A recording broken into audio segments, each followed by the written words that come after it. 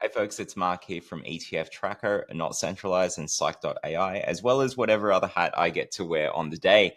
We're talking ETFs here, and I've got ETFtracker in front of me. I just wanted to highlight that we've got a new feature that we hope you will find interesting. So I'm just going to go log in, and let's not use that address because that does not work anymore. Surprised that it doesn't actually capture my main address, since that's the one that I am using to build all of this. So I've just got so many other AI things going on. But in any case, I digress. We're back here.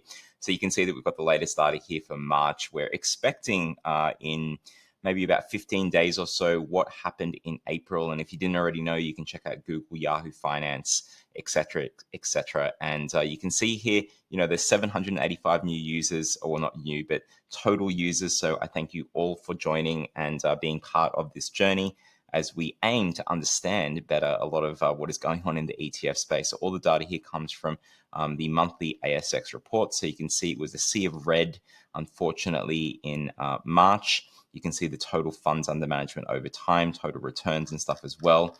And we can change that to previous periods. So what was going on in March last year? Sea of green. Really interesting times. What a difference 12 months does make. But the new feature that I wanted to show you was under the ETF analysis area. So you've got charts here. So we'll just go to this just to explain something. So in charts, you can do things like you can pick different categories. So let's just say that you're looking at equities in Asia. You wanted to just highlight a few of them. So the Asia technology one, it resets back there. So let's go back to equity Asia stuff. Let's pick a few of those. Anyway, it's resetting. That's okay.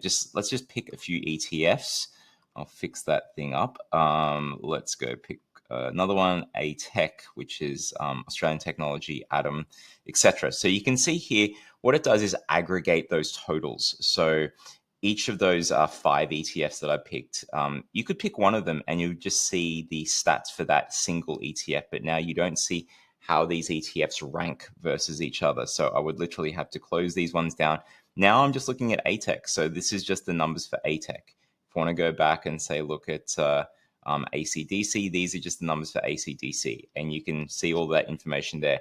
What you couldn't do is actually have them ranked. So if we go to the multi ETF, and this is the new page, so just under charts, you can now pick multiple ETFs. One of the things that you can do as well is if you have selected ETFs in your profile over here, and I'll go to that at the end, you've got this button here where you can select favorites. So if you click on favorites, you can see here that the 8 ETFs that are in my profile are able to be quick selected.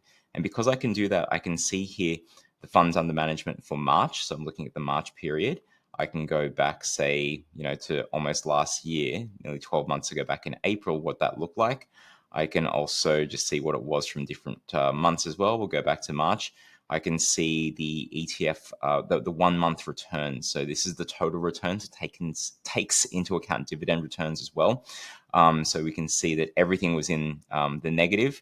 If we go back to, say, 1 month ago, there were a few that were positive: game, ESPO, so both esports related things, the banks, everything else was in the red, a lot of the tech stuff. And let's go to the profile so that you can see how you can change this sort of stuff and track. So let's go and add, let's go AAA. I want to add that. Maybe I want to take out one of these. I only want one of the game ones.